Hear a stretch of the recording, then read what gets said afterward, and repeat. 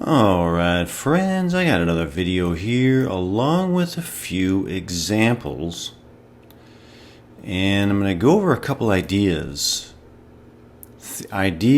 theories, my exploration of the process of the so-called remote viewing, and which is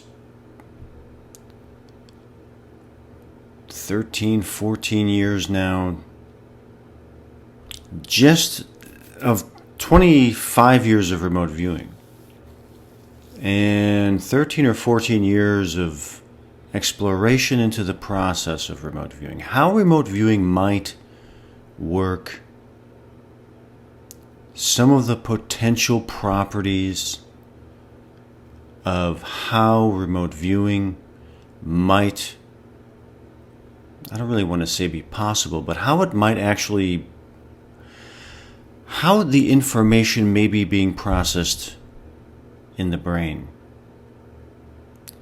then making its way above, to and through the threshold of awareness and into a quote-unquote remote viewer,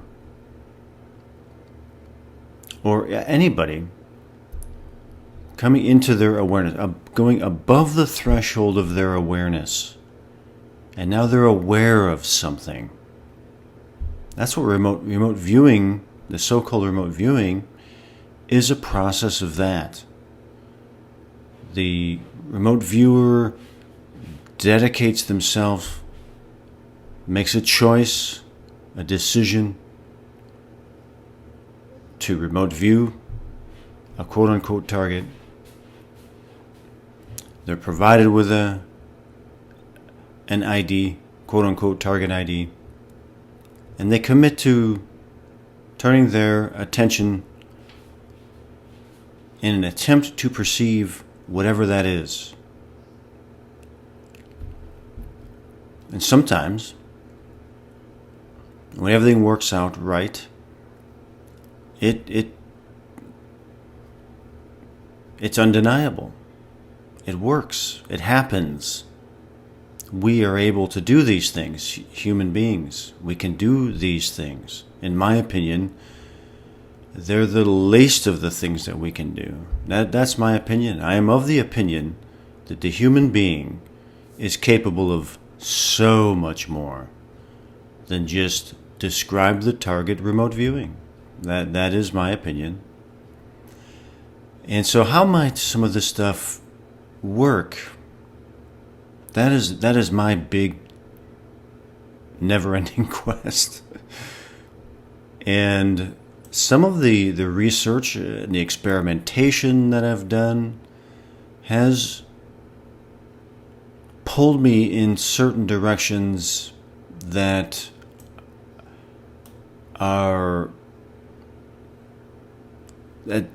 trigger more questions. What parts of the brain are stimulated when an actual remote viewing is taking place? I mean, an actual remote viewing is taking place. That's different than regular remote viewing.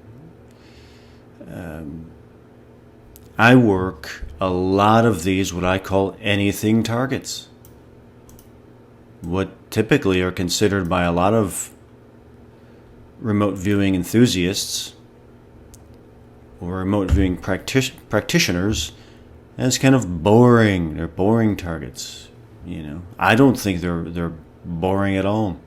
I think they are where actual remote viewing can be found. There's no preconceived anything with a quote-unquote anything target. That's what I call them, an anything target, because they can be, they are, and they will be absolutely anything.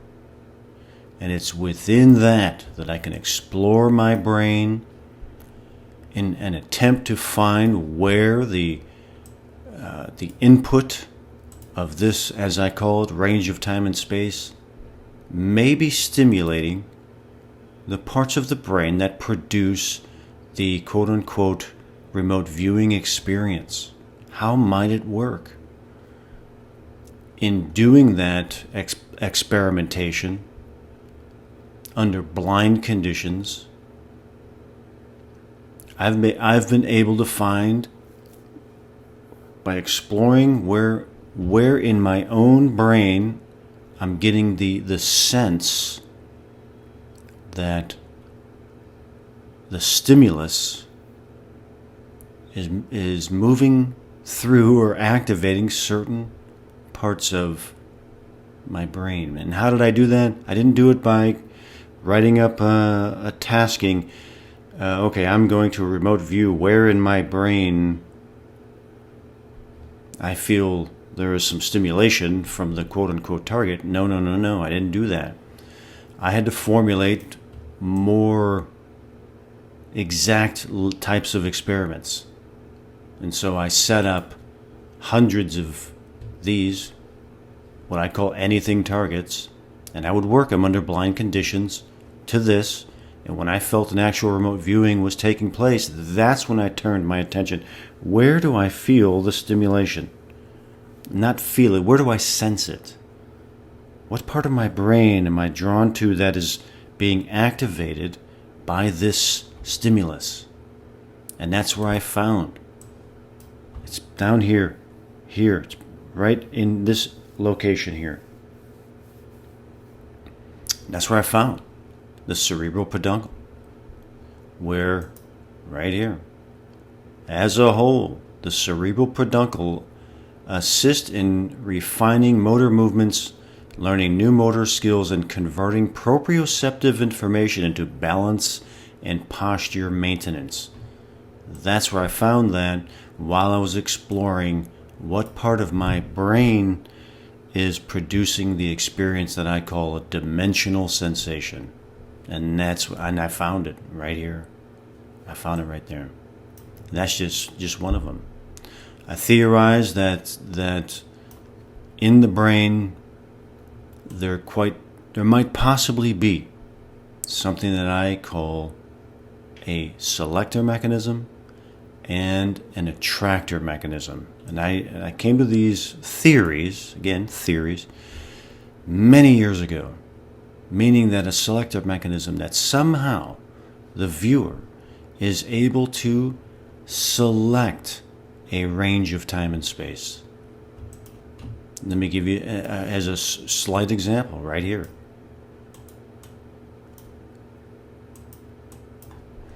This is it here. This is a bombed out building in the Middle East. That's the quote-unquote target. As I'm moving through the process of remote viewing, I'm getting this kind of heavy sensations here. Death sentence. I'm getting pattern completes here of like Nazi Germany, heavy, not good stuff. There's people. The area is an area that has suffered a destruction. This is high level conceptuals here.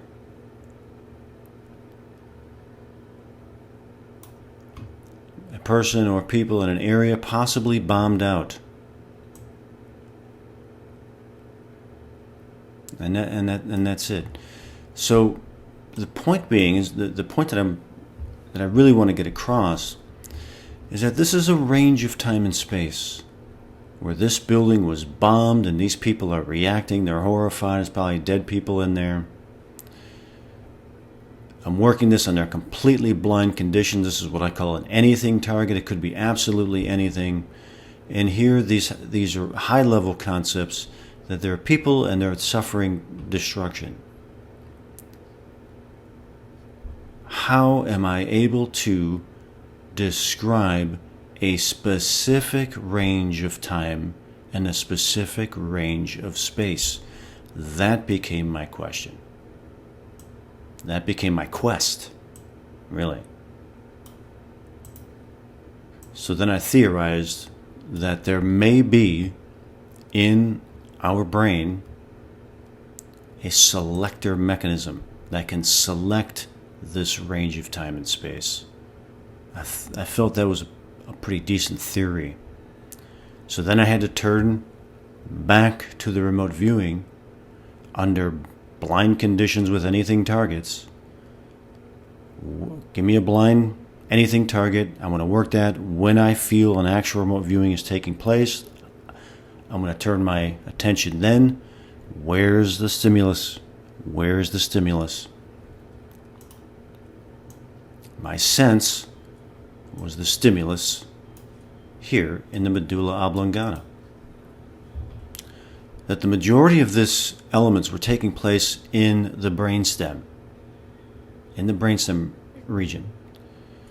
And what I mean by that is, well, that's where the sensations, that's where I felt the sensations. That this area of my brainstem was being stimulated when I was remote viewing. Right in here, the other part. The medulla, the pons, the cerebral peduncle region. That this area here, which is responsible for autonomic functions of the body, breathing, heartbeat, that kind of stuff. And because I felt that, it pointed me in the direction that the process of quote-unquote remote viewing might possibly be an autonomic process. Autonomic. That when the individual or the remote viewer, whatever you want to call it, makes the choice, I'm going to remote view that, or maybe the choice is even unconscious. It could be an unconscious choice too. That it becomes an autonomic process. This is my theory. When the viewer dedicates to that quote-unquote target, it is autonomically selected as a range of time and space. The remote viewing process itself, the pen, paper, whiteboard, and all that, hour, 2 hours, 3 hours of remote viewing is the unfolding, the descriptive, the exploration of that autonomic selection of that range of time and space. That is how I theorize it. That is my theory. That's my theory on that. It's an autonomic process of selection. So the other thing that I became obsessed with was, if that might be the case, and we have the ability to select specific ranges of time and space, then what state does this exist in? This is in the past. This is in the past. This building is probably gone by now, or completely repaired, or whatever it is. I don't know. But I'm describing it from the range of time as well as the range of space. How is that possible? So I theorized that the state, I referred to it as the state of the input, meaning this range of time and space. What state does it exist in? And I theorized, based on another theory, which is that it existed in a state of radiation, and that the unfolding of the remote viewing session was the experience of what I termed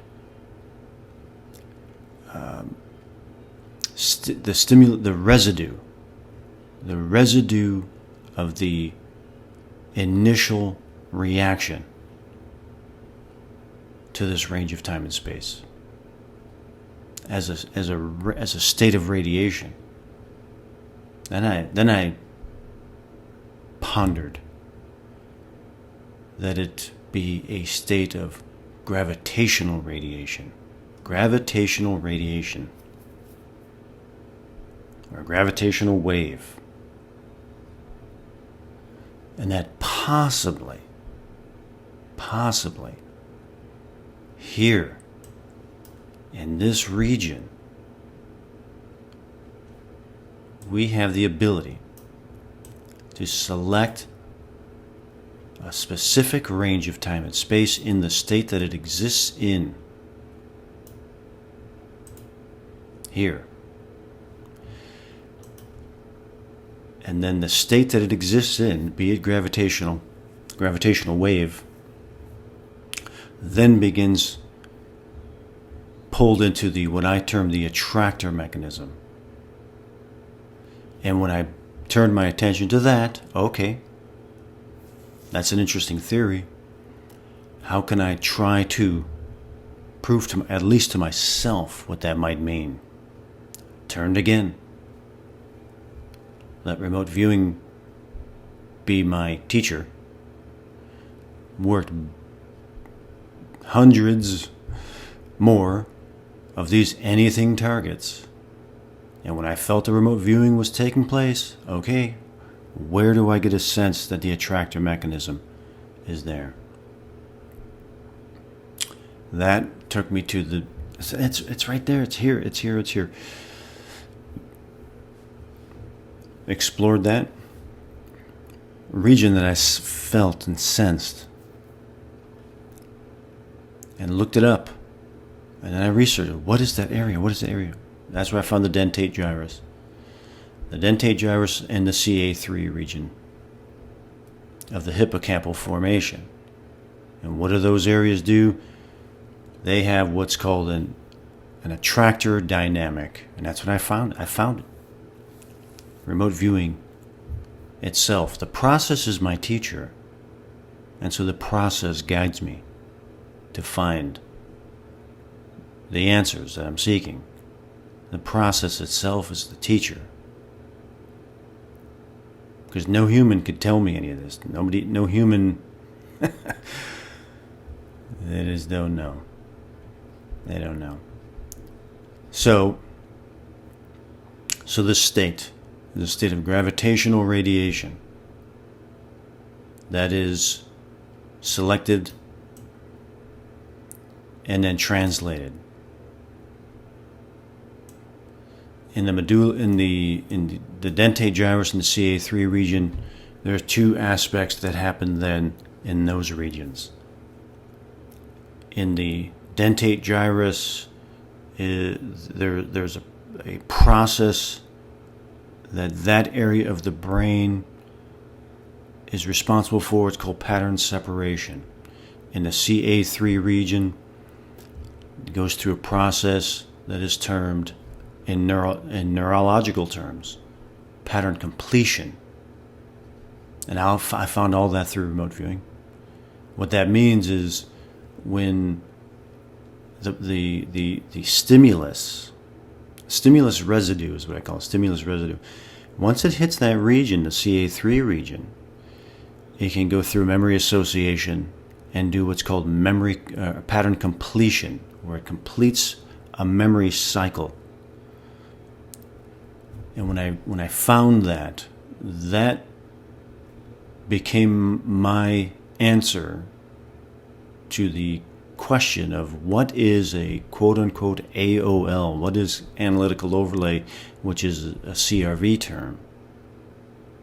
Analytical overlay will be defined with anywhere you go, anyone you ask, oh, what's analytical overlay? Oh, it's where your imagination pops up an image for you, and now you think this is the answer to the remote viewing question. Okay, well, what does that mean? I don't know. Where does it happen in the brain? No, I don't know. In the imagination area of the brain, that's where it happens. No. No. It happens in the CA3 region of the hippocampal formation, and it's called pattern completion. I found it through the exploration of the process. That's where it happens. So, back to the selector mechanism. How might it work with gravitational radiation? If the individual has the ability to select a range of time and space as it exists in the state that it exists in, within a state of gravitational wave, Gravitational radiation, they're the same thing. How? That's where I found this. The microtubules. This is a pyramidal neuron. Inside of the pyramidal neurons are these little crystalline protein tubes called microtubules. That's when I discovered this, and the work of Penrose as well, of their theory of how consciousness itself might possibly work. And when I heard that, it went right back to my theories of remote viewing, how remote viewing might work. Because in their theory, these microtubules are that consciousness is a result of gravity collapsing a quantum state within these microtubules. And the collapse of that quantum state is what we experience as consciousness. In my theory of remote viewing, within these microtubules, the gravitational wave in which these ranges of time and space exist in, that gravitational wave can collapse the quantum state in these neurons, pyramidal neurons, and we begin to experience this range of time and space. That's the theory. So my simulation theory is that the individual doesn't somehow fly out of their body and go somehow back in time, go to this area and look around, or fly out of their body and go here and look around. No. I theorize that that's not how it works. That's not how it works. My theory is that this exists in a range of time and space, and so does this. And within a gravitational wave, we have a selector mechanism here that can select the range of time and space. The gravitational wave for which it exists in collapses the quantum state within these neurons, and we experience this range of time and space. That we don't go anywhere. That's my theory.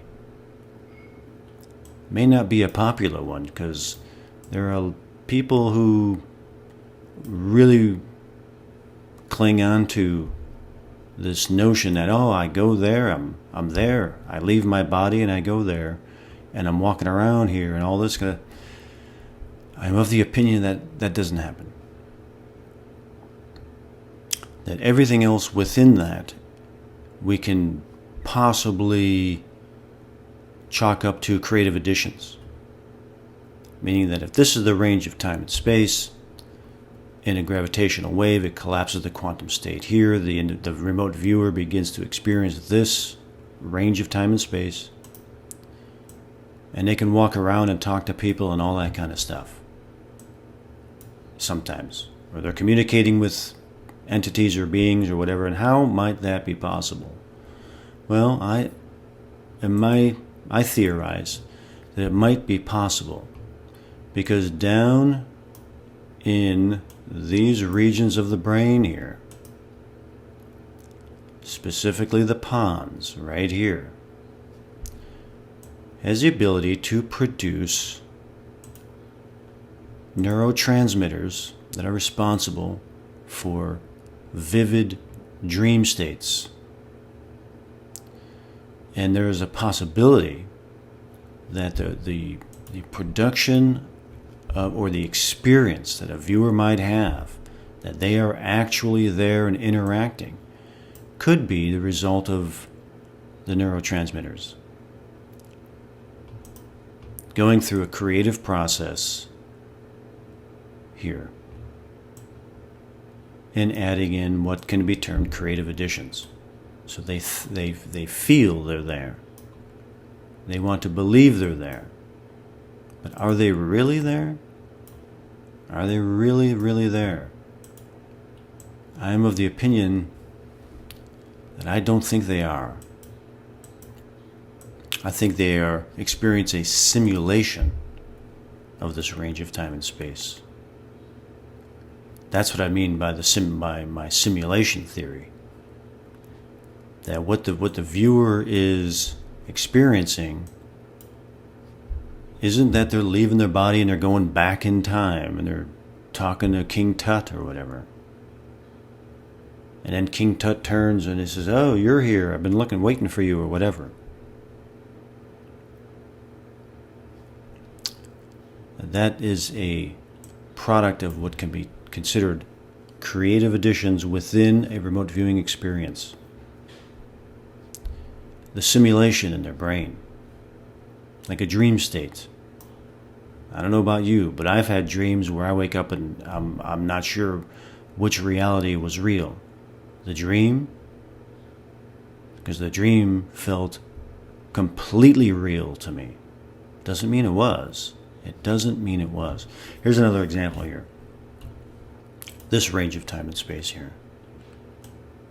Going through, getting my dimensional sensations through my proprioceptors, cerebral peduncle region.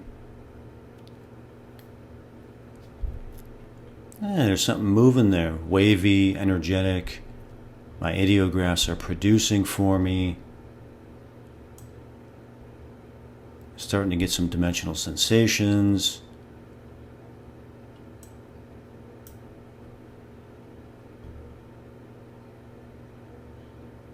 Here, this is another thing I'm looking into here too. This area here, the medullary pyramids. Oh boy, this was interesting too. I wanted to look. Let me just go here. This is kind of creepy looking. Right here. Ooh, that's kind of creepy looking. Right here. There's the ponds. These are the medullary pyramids. These are fibrous structures in the brain here. And they deal with proprioceptive information as well. So I wanted to look at that and compare them, the medullary pyramid to the cerebral peduncle. Their functions are very, very similar, with motor functions, which I'm looking at in terms of the motor functions being part of what I term dimensional sensations, where that might be happening in the brain. Possibly here. The medullary pyramids, kind of a cool idea. But here's another example. There it is. Dimensional sensations are coming through. Some higher level descriptors of the range of time and space. It's flowing, it's water. Move along here. Ocean scene. Is a pattern complete?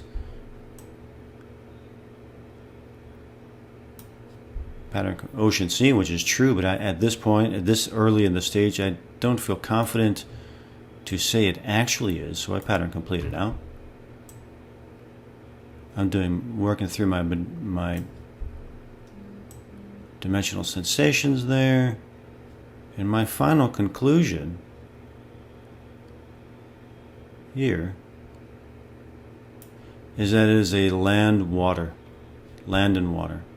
Flowing water, there's land and there's water, and my confidence level is at 70%. That when I look at that feedback, it's going to be a land-water interface. But again, the question is, how is this possible? How is this possible? My theory is that it's taking place here. So the simulation that I'm talking about, the simulation element that I'm theorizing, it's just my theory. I don't want to upset anybody. It's just my theory is that the translation of the state for which this range of time and space exists in, as it's being translated in the brain, produces a simulation of this range of time and space. That's all I'm saying. That what I'm describing here is a simulation in my brain which is a translation of this range of time and space. That's it. So hopefully that can explain some of those ideas a little bit better, and not be too confusing. But again, my theories, I'm enjoying the exploration of it. I hope you find it. I find it fascinating. I hope you find it interesting too. And they're theories. I'm not trying to change anybody's mind or force anyone to believe anything that I'm saying. It's an exploration that I've been doing for a long time, and I love it. I love every minute of it. So I hope you find it interesting as well. Many more to come.